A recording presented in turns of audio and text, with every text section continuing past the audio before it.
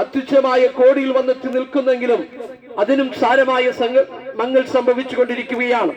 ഒരുപക്ഷെ മനുഷ്യന് പാർക്കാൻ നല്ല വീടും സഞ്ചരിക്കുവാൻ നല്ല വാഹനവും ആവശ്യത്തിലധികമായ സാമ്പത്തിക നന്മകളും ബാങ്ക് ബാലൻസും ഒക്കെ ഉണ്ടായിരിക്കാം. പക്ഷേ ആരോടും തുറന്നു പറയാൻ പറ്റാത്ത വേദനാജനകമായ അവസ്ഥയിലൂടെ മനുഷ്യൻ വല്ലാത്തൊരു അവസ്ഥയിലേക്ക് എത്തിപ്പെട്ടുകൊണ്ടിരിക്കുന്നത് നമുക്ക് കാണുവാൻ അറിയാം. കാട്ടിലകപ്പെട്ടു പോയ ഒരു പാന്തികനെ പോലെ, വഴി അറിയാതെ തപ്പിത്തടയുന്ന ഒരു സഞ്ചാരിയെ പോലെ എവിടെയാണ് അല്പ സമാധാനവും സന്തോഷവും പ്രാപിക്കാൻ കഴിയുമെന്ന് ചിന്തിച്ചുകൊണ്ട് നിരാശയിലൂടെ മനുഷ്യൻ കടന്നു പോകുന്ന അവസ്ഥകൾ നമുക്ക് കാണുവാൻ കഴിയും. എന്നാൽ ഈ സന്ദേശത്തിലൂടെ ഞങ്ങൾക്ക് വിളിച്ചു പറയുവാനുണ്ട്, നിങ്ങളുടെ സകലവിധമാകുന്ന പ്രശ്നങ്ങൾക്കും ശാശ്വതമായ പരിഹാരം കർത്താവായിരിക്കുന്ന യേശു ക്രിസ്തുവിലൂടെയാണ്. ഒരുപക്ഷെ ഒരു ഭവനത്തിന്റെ അകത്തളങ്ങളിൽ കുടുംബത്തിൽ സമാധാനമോ സന്തോഷമോ പ്രാപിക്കുവാൻ കഴിയാതെ ഭർത്താവിന്റെ മദ്യപാനത്തെ കുറിച്ച് കരയുന്ന ഒരു ഭാര്യ ഉണ്ടായിരിക്കാം. ഒരുപക്ഷെ കുഞ്ഞുങ്ങളുടെ വഴിപിഴച്ചതായ ജീവിതത്തെ കുറിച്ച് ഓർത്ത് ഭാരപ്പെടുന്ന ഒരു മാതാവോ പിതാവോ ആയിരിക്കാം.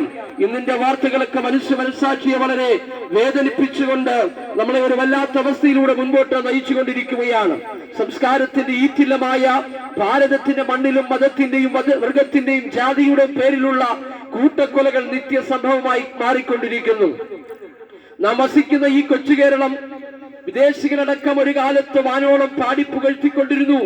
ദൈവത്തിന്റെ സ്വന്തം നാട്, ഗോഡ്സ് ഓൺ കൺട്രി എന്നറിയപ്പെടുന്ന ഈ കേരളത്തിൽ പോലും എത്രയെത്രയോ ആത്മഹത്യകളാണ് ഓരോ ദിവസവും നടന്നുകൊണ്ടിരിക്കുന്നത്.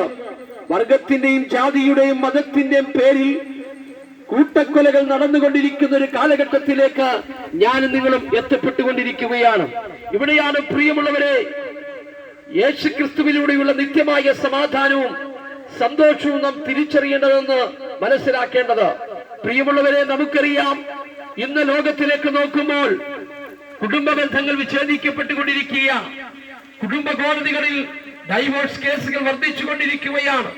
ഭാര്യയ്ക്ക് ഭർത്താവിന് ഇഷ്ടമല്ല, ഭർത്താവിന് ഭാര്യ ഇഷ്ടമല്ല, പരസ്പരം സ്നേഹിക്കുവാനോ ബഹുമാനിക്കുവാനോ ആദരിക്കുവാനോ കഴിയാതെ കുടുംബ ബന്ധങ്ങൾ വിച്ഛേദിക്കപ്പെട്ടുകൊണ്ടിരിക്കുകയാണ്. സമാധാനമില്ല. എങ്ങനെയെങ്കിലും